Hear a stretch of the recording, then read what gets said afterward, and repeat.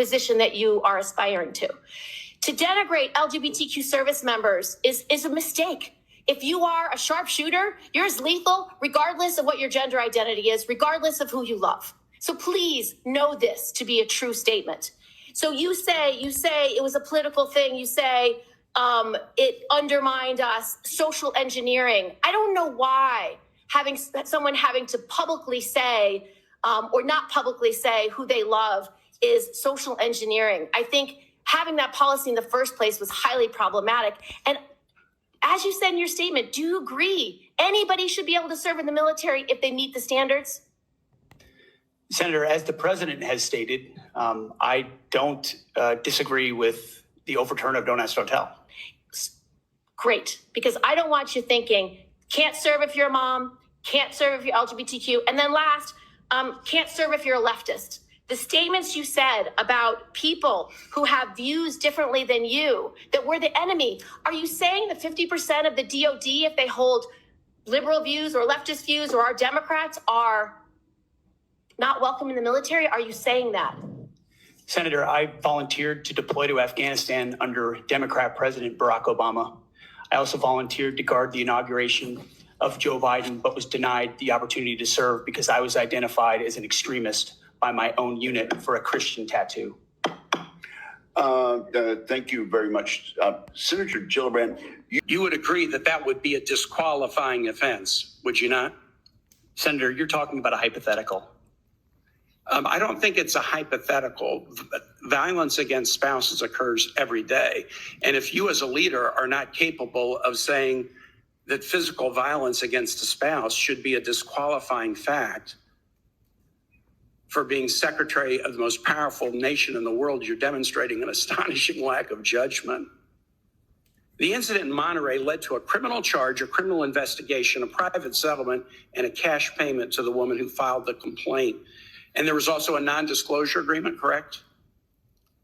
It was a confidential settlement agreement off of a nuisance lawsuit. Right. During an interview, you claimed that you settled the matter because you were worried that if it became public, it might hurt your career. Do you maintain that you were blackmailed? Senator, I maintain that false claims were made against me. And ultimately, your attorney those used false the claims, phrase, I have the opportunity to attest my innocence in those false claims. But you didn't reveal any of this to President Trump or the transition team as they were considering you to be nominated for Secretary of Defense. You didn't reveal the action. You didn't reveal the criminal complaint. You didn't reveal the criminal investigation. You didn't reveal the settlement. You didn't reveal the cash payment. Why didn't you inform the commander-in-chief of the transition team of this very relevant event? Senator, I've appreciated every part of the process with the transition team. They have been open and honest with me. We've had great conversations between the two of us. And I appreciate the opportunity that President-elect Trump has given me. You chose not to reveal this, right? Because you knew it would hurt your chances. So you chose not to reveal this really important thing to the commander-in-chief of the transition team because you were worried about your chances rather than trying to be candid with the future president of the United States. Are there any other important facts that you chose not to reveal to the president-elect and his team as they were considering you to be Secretary of Defense? Senator, I sit here before you in open book, as everyone who's watched this process. With multiple non-disclosure and confidentiality agreements tying the hands of many people who would like to comment to us. Much has been made of your workplace behavior as a leader of nonprofit veterans organizations and as a Fox News contributor. Were you fired from either of the leadership positions with the nonprofits? I was the leader. I was the CEO of Concerned Veterans for America and the executive director of Vets for Freedom. Were you fired from either and I was of them? never fired from a veterans organization. Do you have non-disclosure agreements with either of those organizations? Not that I'm aware of, Senator. Many of your work colleagues have said that you show up for work under the influence of alcohol or drunk. I know you've denied that, but you would agree with me, right, that if that was the case, that would be disqualifying for somebody to be Secretary of Defense. Senator, those are all anonymous false claims, and the totality. They're not anonymous. The letters on the record here. They're not anonymous. On the record, we've seen records with names attached. Vets for Freedom, Concerned Vets for America, and Fox News. One of your colleagues working hard every day on behalf.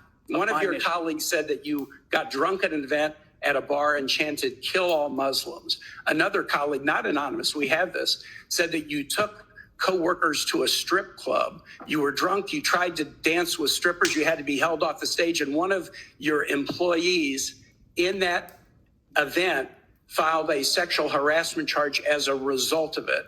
Now, I know you denied these things, but isn't that the kind of behavior that, if true, would be disqualifying for somebody to be Secretary of Defense?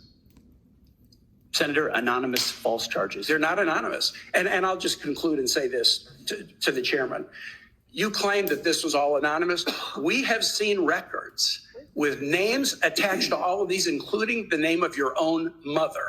So don't make this into some anonymous press thing. We have seen multiple names of colleagues consistently throughout your career that have talked about your abusive actions. Chairman, I think he's over his time. He's way over his time. I now yield.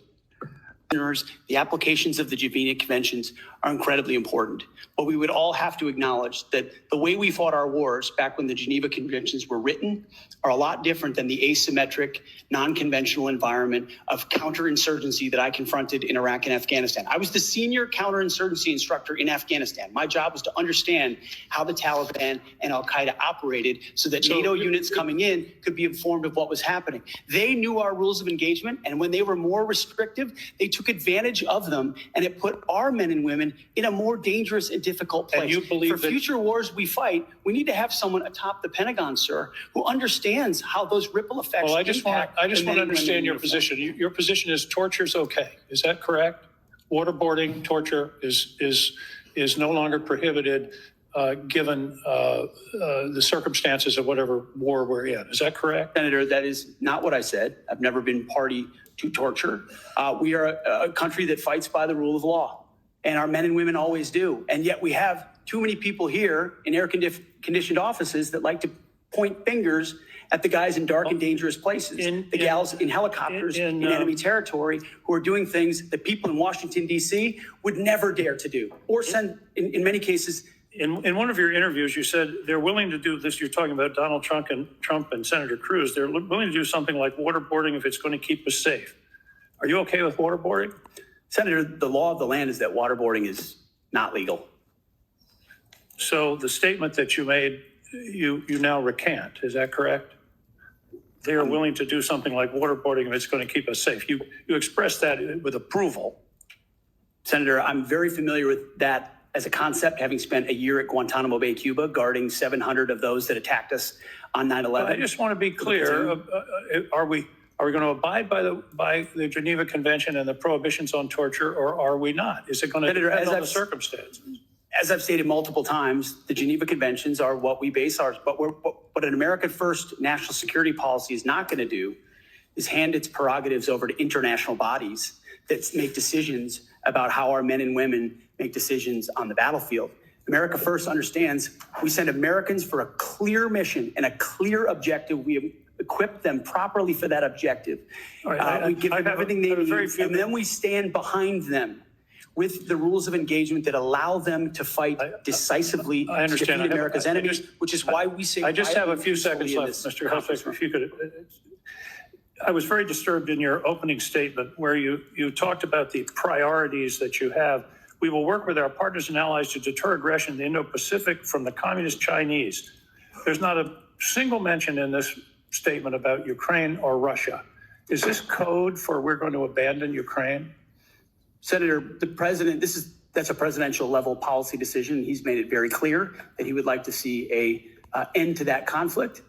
We know who the aggressor is. We know who the good guy is. We'd like to see it as advantageous for the Ukrainians as possible, but that war needs to come. You talk a lot about deterrence of China. I would submit that Xi Jinping is watching what we do very carefully. If we abandon Ukraine, that would be the strongest signal possible to Xi Jinping that he can take Taiwan without significant resistance from this country. Thank you, Senator King. You picked up on that same theme in 2015, making remarks on Fox News, referring to women in combat as, quote, it would erode standards. June 2024, you said on Ben Shapiro's podcast, quote, women shouldn't be in combat at all. And then, of course, we've talked about it in 2024. You published a book, and you say on page 26 of your book, we need moms but not in the military, especially in combat units. Page 48 of your book, you claim that women should not be in combat roles because men are distracted by women. And then 10 weeks ago, you appeared on the Sean Ryan show and said, I'm straight up just saying we should not have women in combat roles. Now, I presume you recall making all these statements? Senator, I'm not familiar with the article you're pointing to in 2013, but it underscores my argument completely, because in that 2013 argument, I was talking about standards. No, standards are what it's always been about, let's not Senator. have this same fight Always again. been about Senate I've standards. quoted you directly. We've got the video. We're happy to show it. But I want to be clear here. For 12 years, you were quite open about your views, and your views were consistently the same. Women are inferior soldiers, sailors, Marines, airmen, and guardians. And in case anyone missed the point, and these are your words from 10 weeks ago, women absolutely straight up should not be permitted to serve in combat. And I notice on each of these quotes, those are said without qualification. It's not by how much you can lift or how fast you can run. They don't belong in combat, period, or your words, straight up. And then on November 9th, 2024, just 32 days after your last public comment saying that women absolutely should not be in combat, you declared that, quote, some of our greatest warriors are women, and you support having them serve in combat. Now, that is a very, very big about face in a very, very short period of time. So help me understand, Mr. Hegseth, what extraordinary event happened in that 32-day period that made you change the core values you had expressed for the preceding 12 years? Senator, again, I very much appreciate you bringing up my comments from 2013, because for me, this issue has always been about standards. And unfortunately, because of some of the people that have been in political power for the last 4 years, priorities other than standards, lethality, and meritocracy have driven decision-making. I'm quoting you from the podcast. Women shouldn't be in combat at all. Where is the reference to standards that they should be there if they can carry, if they can run? I don't see that at all, Mr. Hegseth. What I see is that there's a 32-day period in which you suddenly have another description about your views of women in the military. And I just want to know what changed in the 32 days that the song you sang is not the song you come in here today to sing. Senator, the concerns I have, and the concerns that many have had, especially in ground combat units, is that in pursuit of certain percentages or quotas, standards have been changed. And that makes the combat more difficult. Let me make a for everybody suggestion involved. about what happened in that 32 days. You got a nomination from President Trump. Now, I've heard of deathbed conversions, but this is the first time I've heard of a nomination conversion. And I hope you understand that many women serving in the military right now might think that if you can convert so rapidly your long-held and aggressively pursued views in just 32 days, that 32 days after you get confirmed, maybe you'll just reverse those views and go back to the old guy who said straight up, women do not belong in combat. Now, Mr. Hegseth, you have written that after they retire, generals should be banned from working for the defense industry for 10 years. You and I agree on the corrosive effects of the revolving door between the Pentagon and defense contractors. It's something I would have liked to talk to you about if you'd come and been willing to visit with me. But the question I have for you on this is, will you put your money where your mouth is and agree that when you leave this job, you will not work for the defense industry for 10 years? Senator, it's not even a question I've thought about, because it's not about one it right now. It's not one. My motivation for this job. I understand has never that. I been just about need what a could yes or no conceivably here. come next. Time is short. I just need a yes or no. I would consult with the president about what the policy should be In at the Defense other Department. words, you're quite sure that every general who serves should not go directly into the defense industry for 10 years. You're not willing to make that same pledge? I'm not a general, Senator. You'll be the one, let us just be clear, in charge of the generals. So you're saying sauce for the goose, but certainly not sauce for the gander? I would want to see what the policy of the Oh, president I'll is. bet you would. Thank you, Senator Warren. Senator Tuberville. So much better to have that opportunity to talk beforehand. I think that's a big mistake, and it doesn't set us on a good course when you refuse to meet with people and have a professional conversation about the huge challenges that we face at the Department of Defense. My colleagues, the folks who introduced you and others, the chairman has mentioned about the management of the DoD is a concern, cost overruns, delays on weapon systems. We need strong management at the Department of Defense, first and foremost. We've got to have someone who's going to grab the reins and give the taxpayers value for having the most lethal fighting force in the world that defends freedoms, but we've got to do it in an efficient way. I've heard about the jobs you've had in the past. Let's just talk about qualifications. I know you had 2 previous positions. How many people reported to you in those positions? Senator, at Vets for Freedom, we were a small upstart. Our focus was Just the number, working please. on Capitol Hill, going back to the battlefield, Just the number. warfighters. Just the number, please. We probably had 8 to 10 full-time staff and lots of volunteers. So you had 8.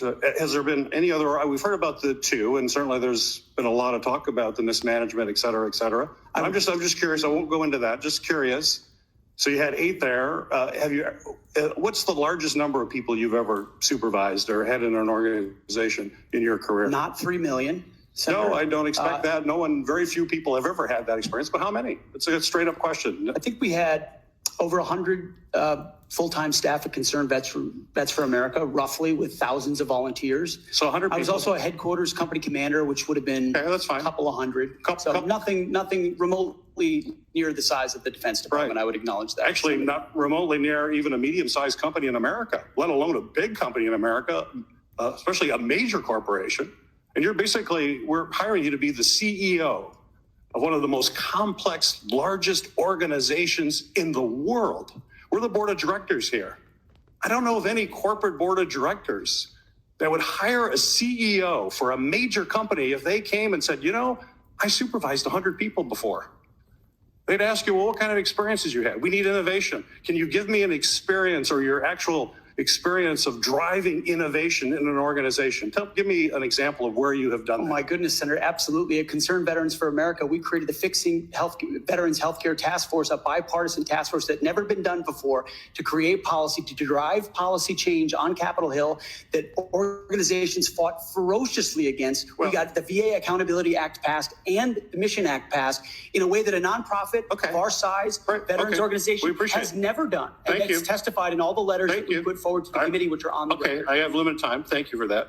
Give me an example of where you've driven down cost.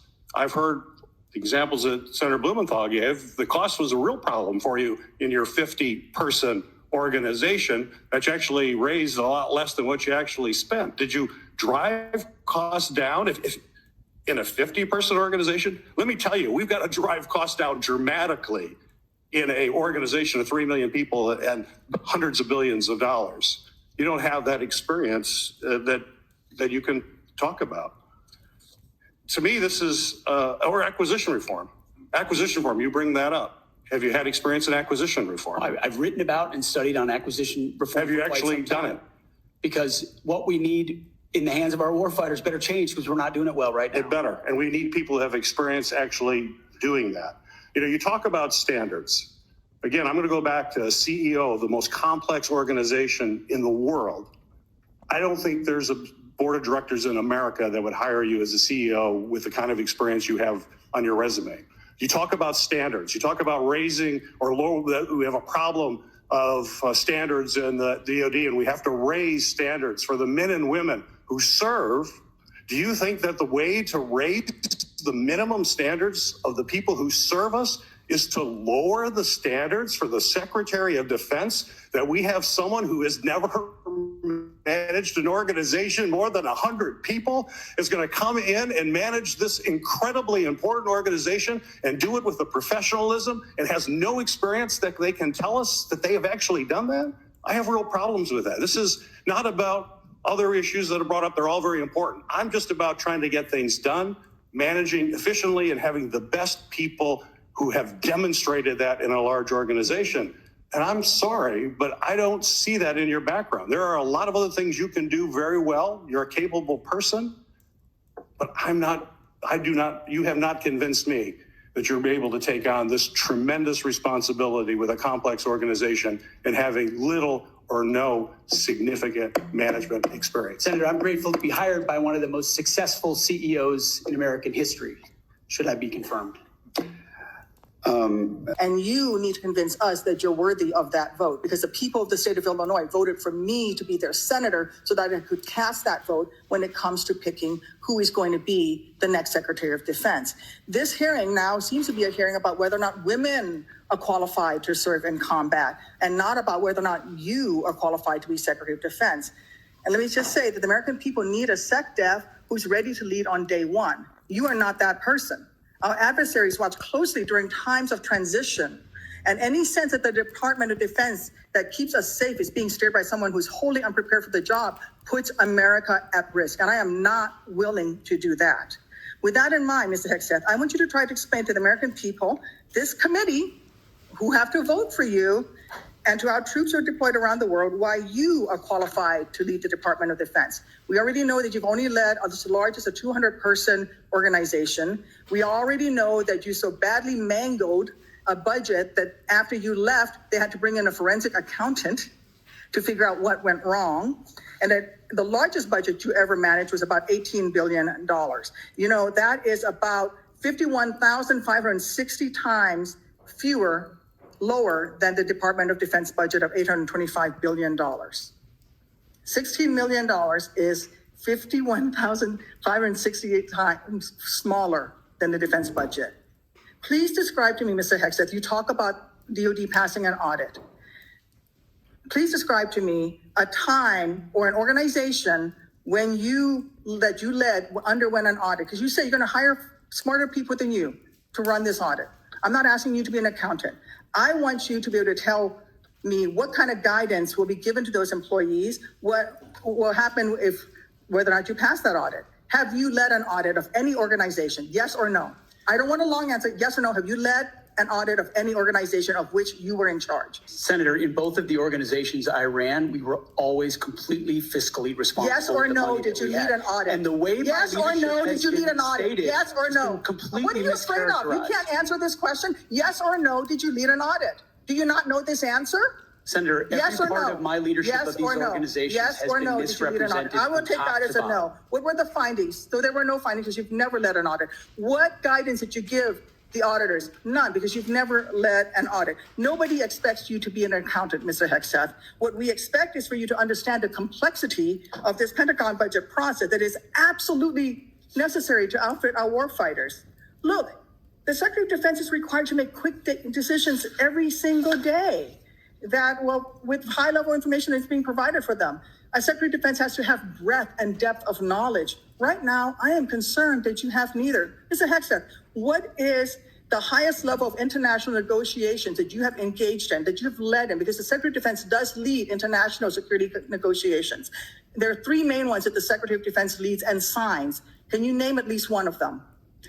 Could you repeat the question, Senator? Sure. What is the highest level of international security agreement that you have led?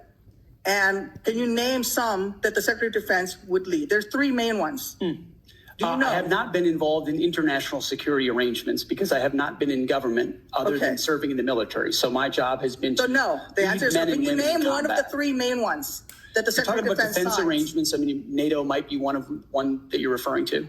Status of Forces Agreement would be one of them. Status of Forces Agreement. I've been a part of teaching about Status of Forces Agreements. But you don't remember to mention it? You're not qualified, Mr. Hegseth. You're not qualified. You talk about repairing our defense industrial complex. You're not qualified to that. You could do acquisition and cross-servicing agreements, which essentially are security agreements. You can't even mention that. You've done none of those. You talked about the Indo-Pacific a little bit, and I'm glad that you mentioned it. Can you name the importance of at least one of the nations in the ASEAN, and what type of agreement we have with at least one of those nations? And how many nations are in ASEAN, by the way?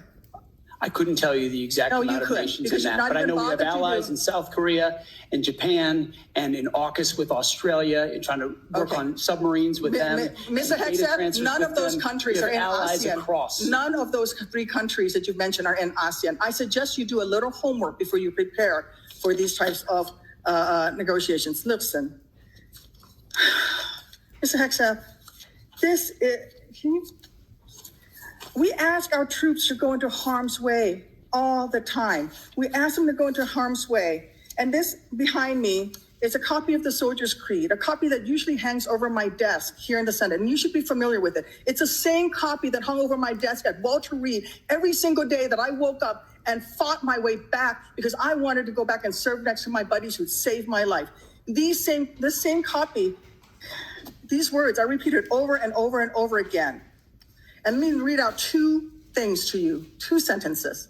I will always place the mission first, and I am disciplined, physically and mentally tough, trained and proficient in my warrior task. Mr. Hegseth, our troops follow these words every single day, and they man up and they pack their rucksacks and they go to war. And they deserve a leader who can lead them, not a leader who wants to lower the standards for himself or raising the standards for other people. And by the way, our troops already meet the standards. We ask troops to man that ship, fight that fire, fly that helicopter until their very last breath. And they do that every single day. They cannot be led by someone who's not competent to do the job. How can we ask these warriors to train and perform the absolute highest standards when you are asking us to lower the standards to make you the Secretary of Defense simply because you are buddies with our president-elect? And by the way, he has filed for bankruptcy 6 times. I'm not quite sure he's the kind of CEO you want to refer to as a successful businessman. Let me make it clear. You can't seem to grasp that there is no U.S. military as we know it without the incredible women that we serve. Women who've earned their place in their units. You have not earned your place as Secretary of Defense. You say you care about keeping our armed forces strong and that you like that our armed forces are meritocracy, then let's not lower the standards for you. You, sir, are a no-go at this station. Thank you, Senator Duckworth. I would like this hearing. And Mr. Hegseth, I appreciate your service and your willingness to serve again. However, I am deeply disappointed that you would not agree to meet with me, as other members have said on this committee prior to this hearing, as is the precedent for this committee and others. So let me tell you a little bit about what I would have talked about had you made yourself available prior to the hearing. Nevada is home to the premier aviation training ranges for both the Air Force and the Navy, the largest ammunition depot in the world, and the only place in the country where we are able to verify the reliability of our nuclear stockpile without the need for explosive testing. The Nevada National Guard is one of the only few units across the country with the mission of fighting wildfires. It's for another hearing.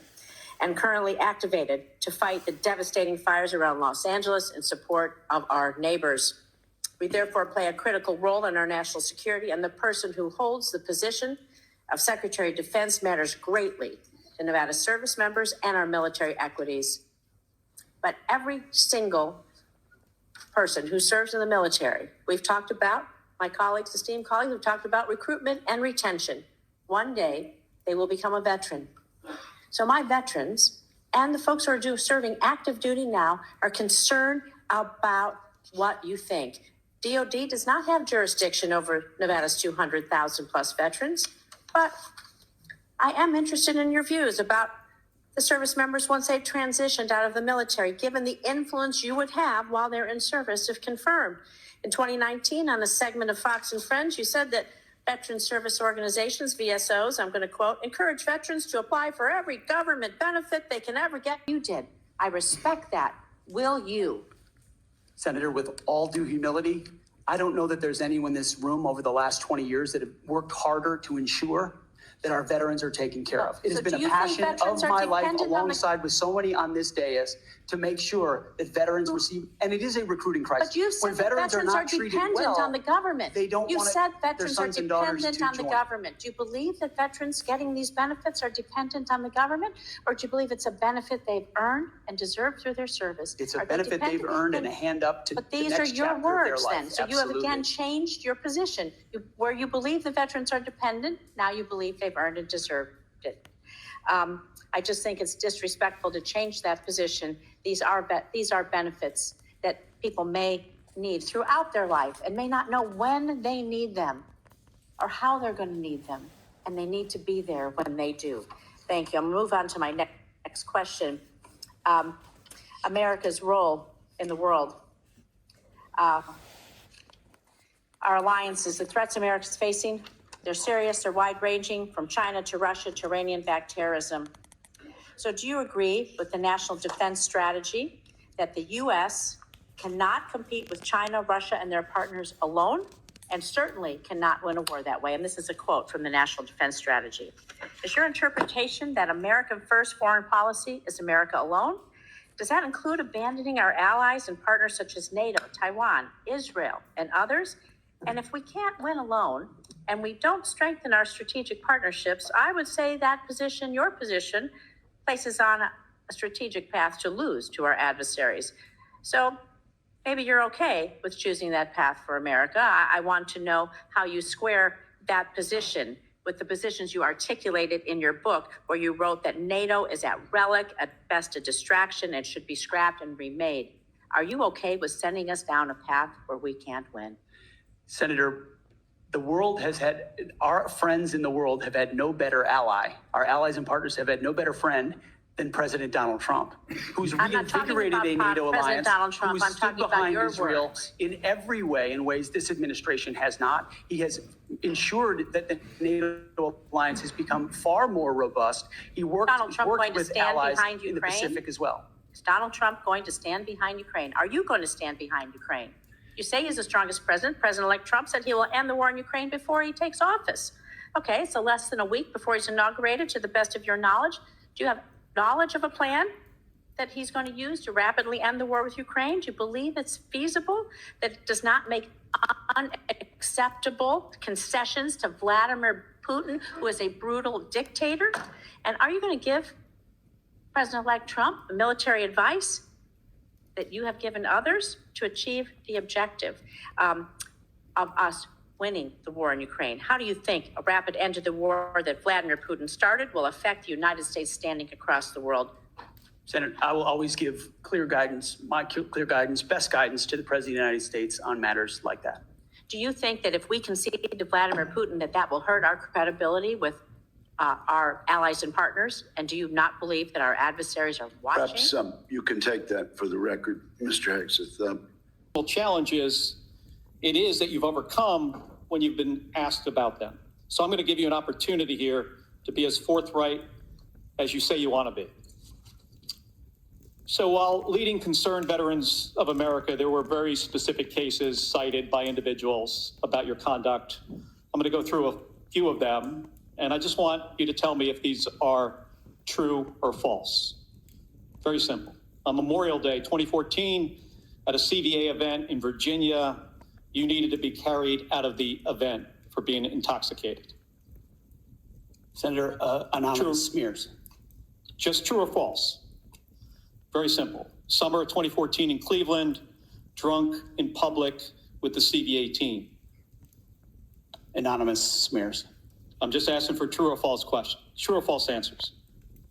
An event in North Carolina, drunk in front of 3 young female staff members after you had instituted a no alcohol policy and then reversed it. True or false? Anonymous smears. December of 2014 at the CVA Christmas party at the Grand Hyatt at Washington, D.C., you were noticeably intoxicated and had to be carried up to your room. Is that true or false? Anonymous smears. Another time, a CVA staffer stated that you passed out in the back of a party bus. Is that true or false? Anonymous smears. In 2014, while in Louisiana on official business for CVA, did you take your staff, including young female staff members, to a strip club? Absolutely not. Anonymous smears. So is it accurate that the organization reached a financial settlement with a female staffer who claimed to be at a strip club with you, and there was a colleague who attempted to sexually assault her? Was there a financial settlement? Senator, I was not involved in that. I don't know the nature of how that played out. But you understand there was a financial settlement for a young female staffer who accused another member of the organization, not you, of sexual assault in a strip club. We have multiple statements on the record referring to that.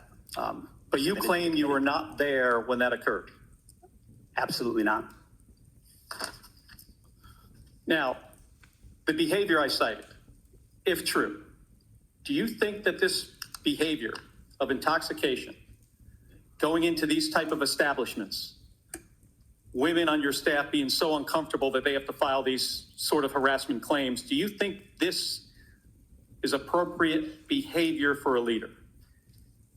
Senator, the overwhelming majority of anyone who's worked for me, including the on-the-record statements that have been submitted to this with their name on it on the record, men and women who worked with me every day, are the overwhelming preponderance of evidence that testify to my leadership and professionalism in leading Vets for Freedom and Concerned Veterans for America. Okay. My leadership has been completely impugned on these veterans organizations that did fantastic work. Mr. Hegseth, I'm not even going to go into the and we managed our accusations. financial books with integrity across the board. How many people, everybody who runs the campaign. I have limited time. I'm not going to get into the accusations that come from Fox News. Now, you have some of your Fox News colleagues here.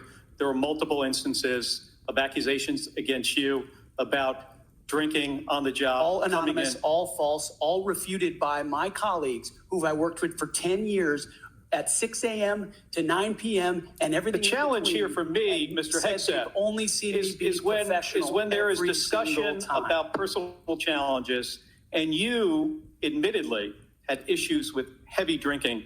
It's hard to kind of square the circle here. It's kind of a difficult thing to do. Let me ask you, if I have about 90 seconds left here, if you had to answer these questions about sexual assault against you and your drinking and your personal conduct, would it have been different if you were under oath? Senator, all I'm pointing out is the false claims against me. Okay, I take it you do not want to answer that question. I walked into this hearing this morning concerned that you haven't demonstrated adequate leadership in your civilian roles. And this is a dangerous world we're living in here. And America cannot afford a Secretary of Defense who is unprepared for that mission. I'm going to leave with concerns about your transparency. You say you've had personal issues in your past, yet when asked about those very issues, you blame an anonymous smear campaign, even when many of these claims are not anonymous. Which is it? Have you overcome personal issues, or are you the target of a smear campaign? It can't be both. It's clear to me that you're not being honest with us or the American people because you know the truth would disqualify you from getting the job. And just as concerning as each of these specific disqualifying accusations are, what concerns me just as much is the idea of having a Secretary of Defense who is not transparent. Thank you, Mr. Chairman. I yield back my 2 seconds. Thank you, Senator Kelly.